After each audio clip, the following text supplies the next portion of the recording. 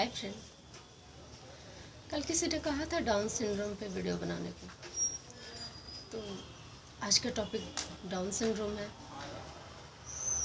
और आप सबने स्कूल लेवल तक तो साइंस पढ़ा ही होगा, कुछ लोगों का साइंस बैकग्राउंड ही होगा, तो सबको मालूम होगा कि मनुष्य की शरीर की प्रत्येक कोशिकाओं में 23 जोड़े गुणसूत्र होते हैं। गुणसूत्र का मतलब क्रोमोसोम्स, मतलब कि 23 जोड़े और 46 गुणसूत्र होते हैं।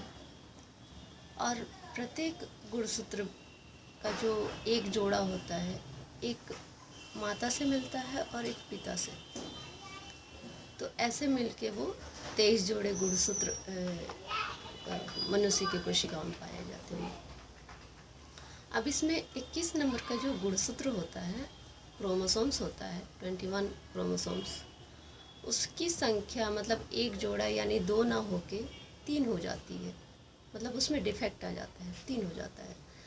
तो फिर वो उस डिफेक्टेड कंडीशन के वजह से ये डाउन सिंड्रोम हो जाता है, जिसमें क्रोमोसोम्स की संख्या मतलब 21वें क्रोमोसोम्स की संख्या 2 ना हो के 3 हो, उसको डाउन सिंड्रोम हो जाता है। और डाउन सिंड्रोम के 3 प्रकार हैं। ट्राइसोमी 21, इसमें ये होता है कि शरीर की प्रत्येक कोशिकाओं में गुणसूत्र 21 यानी क्रोमोसोम्स 21, इसकी संख्या 3 होती है। दूसरा प्रकार है ट्रांसलोकेशन डाउन सिंड्रोम। इसमें होता है कि इसमें भी 21 जो गुणसूत्र होते हैं, 21 नंबर का गुणसूत्र होता है, इसमें भी 3 की संख्या होती है, लेकिन एक अलग रहता है और 2 एक साथ लगे यानी चिपके रहते हैं। मतलब तीनों अलग अलग ना होके एक और एक साथ 2 रहते हैं। इसको ट्रांसलोकेशन डाउन सिंड्रोम कहते हैं। ये दूसरी टाइप हो गई। तीसरी टाइप है, और तीसरी थोड़ी रेयर टाइप है। इसमें होता है मोज़ेक डाउन सिंड्रोम। इस टाइप को थर्ड टाइप को बोलते हैं। ये इसमें होता है कि शरीर की प्रत्येक कोशिकाओं में गुणसूत्र 21 जो होता है वो 3 ना होके किसी किसी में 3 होता है। मतलब शरीर में तो असंख्य कोशिकाएं हैं, तो कुछ कोशिकाओं में ही इसकी संख्या 3 होती है। मतलब कोशिका ये गुणसूत्र 23 में जो डिफेक्ट होता है 3 ये इसकी संख्या होती है। ये मोज़ेक डाउन सिंड्रोम में किसी किसी में 3 होती है, बाकी में नॉर्मल होती है, तो ये थोड़ा रेयर होता है। ये 3 टाइप हो गया। अब ये इसके मतलब ये तो इसके प्रकार हो गए हैं, और इसकी वजह से क्या नुकसान होते हैं। इसमें जो बच्चे हैं उनमें कई असामान्य लक्षण पाए जाते हैं, और इनकी जीवन प्रत्याशा वो मतलब कि उनकी आयु वो भी कम हो जाती है। पहले तो अभी मतलब 1960 तक तो उनकी जीवन प्रत्याशा 10 साल रहती थी, लेकिन अब बढ़ गई है। अब ऐसे डाउन सिंड्रोम से ग्रसित बच्चे या लोग 50-60 साल तक जी सकते हैं। और ये जन्मजात इनको हृदय रोग संबंधित बीमारियां होती हैं, जैसे कि इनके हार्ट में डिफेक्ट होता है, और मतलब वो पैदाश से डिफेक्टेड होते हैं। जैसे कि इनके हार्ट में, जैसे आपने सुना होगा किसी के दिल में छेद है, इस तरह की प्रॉब्लम जो होती है, जो सर्जरी से ठीक की जा सकती है। और आपने सुना होगा कि बच्चों में ये पैदाइशी बच्चा पैदा हुआ तो उसको हार्ट की प्रॉब्लम है, सर्जरी हुई, तमाम चीज़ें।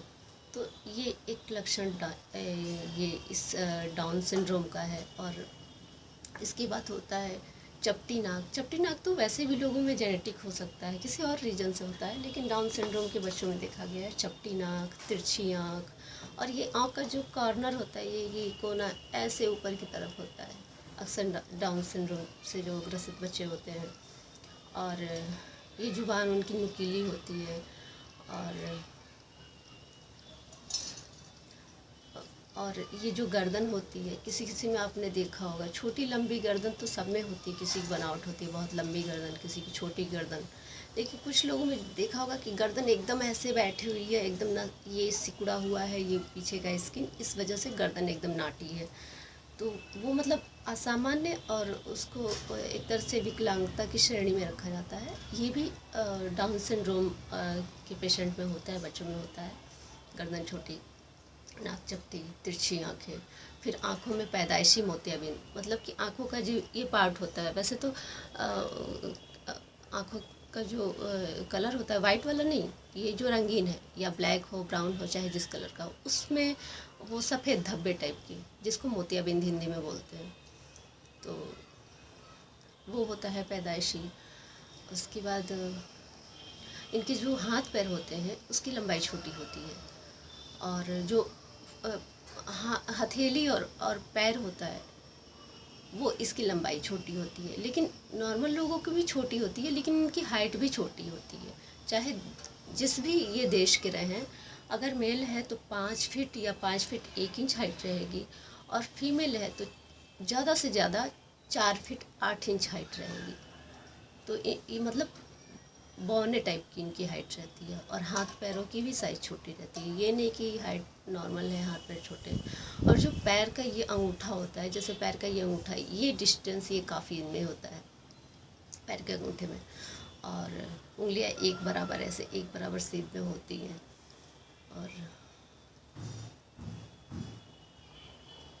और इनको बोलने में कभी कभी प्रॉब्लम होती है। मतलब भाषा तो सीख लेते हैं, लेकिन उसको एक्सप्रेस नहीं कर पाते हैं, जैसे कि हकलाना या इस तरह की भी प्रॉब्लम होती है।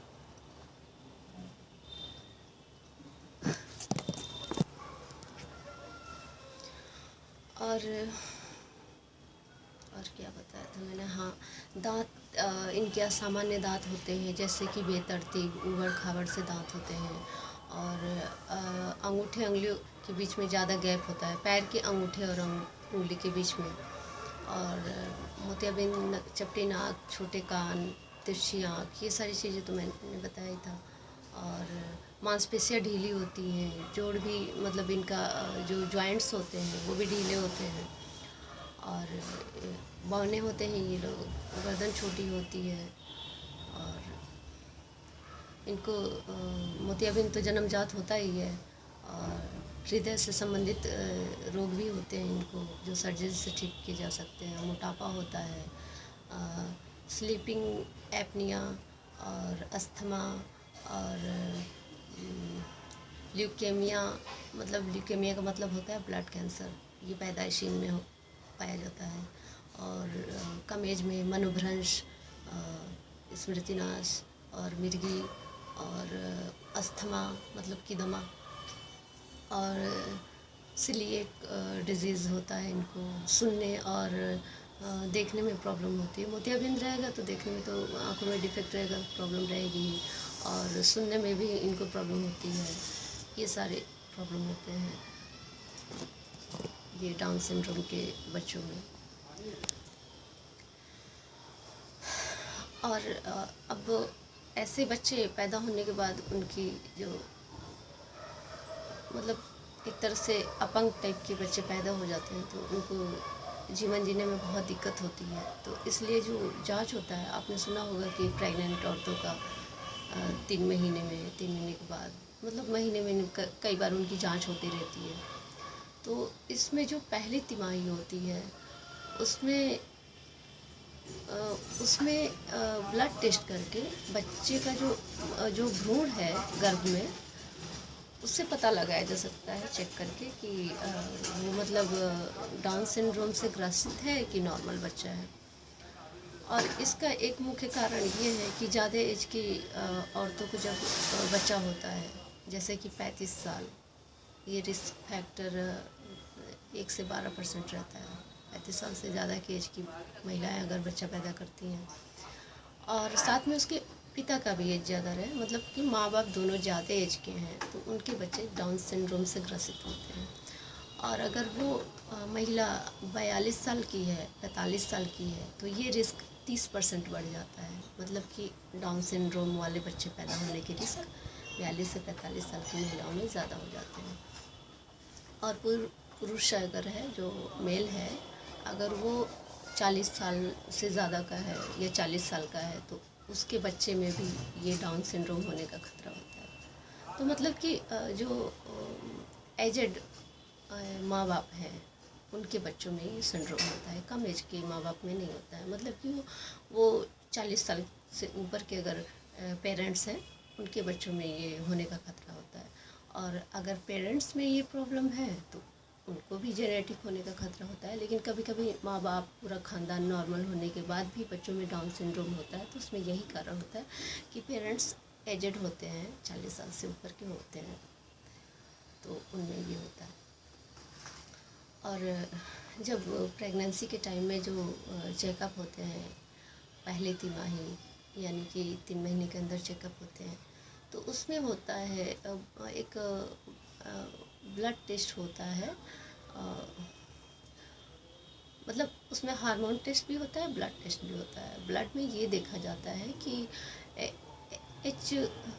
HCG ये चेक किया जाता है, हार्मोन मापा जाता है। और PPA ये एक प्रोटीन होता है, इसका लेवल चेक किया जाता है। इससे पता चल जाता है कि बच्चा जो होने वाला है, पैदा होने वाला है, वो नॉर्मल होगा कि डाउन सिंड्रोम का से ग्रसित होगा। फिर DNA जांच से भी पता चल जाता है, गर्भ में जो शिशु है उसके DNA जांच से भी पता चल जाएगा कि मतलब वो नॉर्मल बच्चा होगा कि डाउन सिंड्रोम से ग्रसित होगा। अल्ट्रासाउंड से भी पता चल जाता है, क्योंकि अल्ट्रासाउंड में जो जो इसके सिम्टम मैंने बताया ना कि ये गर्दन छोटी होती है और यहाँ पे ये स्किन ऐसे सिकुड़ी होती है, इसकी वजह से गर्दन ऐसे हो जाती है।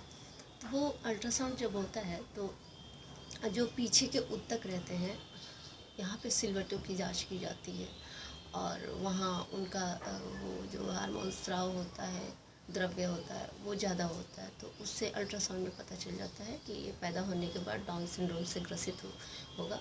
तो अक्सर सलाह दी जाती है कि मतलब ऐसे अपंग बच्चे पैदा करने के बाद उनको खुद एक तरह से कष्ट में डालना जैसा है, तो लोग डॉक्टर गर्भपात की सलाह देते हैं।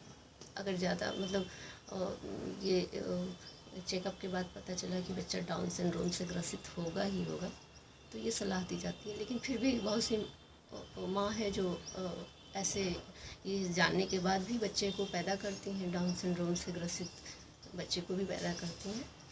तो ये जांच होते हैं। फिर ब्लड टेस्ट में क्वाड स्किन टेस्ट होता है, इसमें प्रोटीन AFP और हार्मोन की जांच होती है, एस्ट्रियल हार्मोन्स की जांच होती है। और फिर गर्भनाल जो नाभि से लगा एक नाल होता है, सब लोग इसके बारे में जानते होंगे, तो उसकी जांच होती है, PUBS बोलते हैं उस जांच को। तो इन सब से मतलब गर्भ के पहली तिमाही में ही पता चल जाता है कि बच्चा डाउन सिंड्रोम का पेशेंट होगा कि नॉर्मल होगा। तो आप मतलब पेरेंट्स उसको गर्भपात भी करा देते हैं, क्योंकि कोई भी नहीं चाहेगा कि बच्चा इस तरह से कष्टमय जीवन जिए और तमाम रोगों से ग्रस्त रहे। तो इसलिए ये सारे जांच होते हैं। और होने के बाद भी जांच होते हैं, उससे भी पता चल जाता है। DNA टेस्ट होता है, उससे भी पता चल जाता है कि क्रोमोसोम की संख्या 21वें क्रोमोसोम यानी कि गुणसूत्र की संख्या 2 के बजाय 1 जोड़े के बजाय 3 है। तो इससे पता चल जाता है कि जो व्यक्ति है, बच्चा है, वो डाउन सिंड्रोम से ग्रसित है। तो ये सारे चेकअप होते हैं।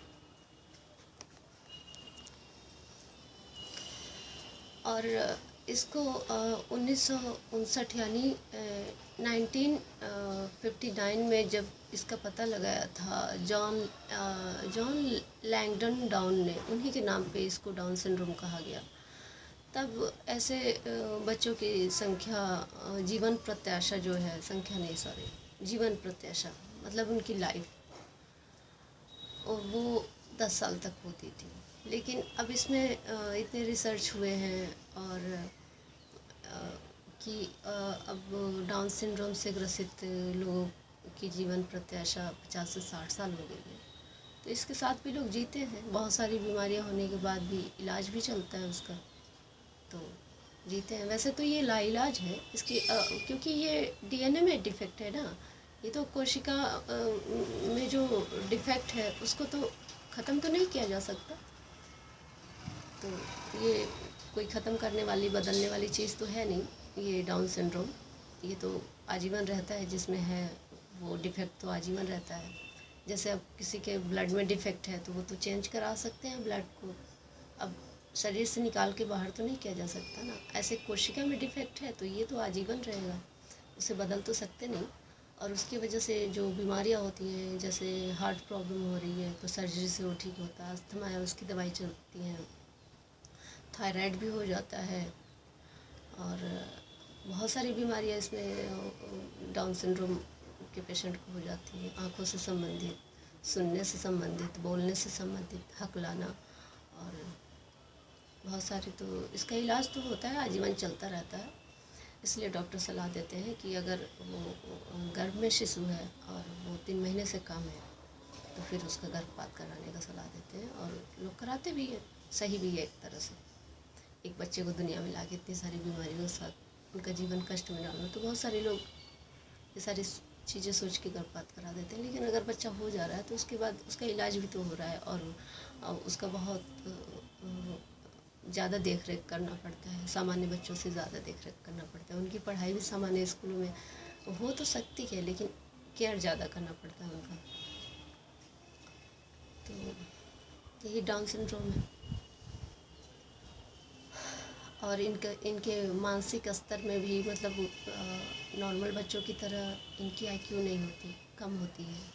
सीखने की जो प्रक्रिया होती है वो भी कम होती है, धीमी होती है। जैसे कि बच्चा अगर 5 साल में जो चीज़ें सीख रहा है, ये उससे ज़्यादा एज के हो जाएंगे तो सीखेंगे। सीखने की प्रक्रिया धीमी होती है। भाषा सीख तो लेंगे लेकिन बोलने में उनको दिक्कत होगी, तो सीखने की प्रक्रिया इनकी बहुत लंबी हो जाती है। तो एक तरह से मंद बुद्धि टाइप के ये डाउन सिंड्रोम के जो लोग होते हैं, मंद बुद्धि टाइप के होते हैं। आपने देखा होगा कि बड़े एज में भी बच्चे छोटे बच्चों की तरह हरकतें करते हैं। तो इस तरह की डाउन सिंड्रोम के जो पेशेंट होते हैं उनकी आईक्यू कम होती है। तो ये सारे लक्षण हैं, और इसका परमानेंट कोई इलाज नहीं है, और गर्भ में ही पता चल जाता है कि बच्चा डाउन सिंड्रोम से ग्रसित है। तो आप चाहें तो पैदा करें, ना करें, ना चाहें तो ना करें। बस यही होता है डाउन सिंड्रोम। अब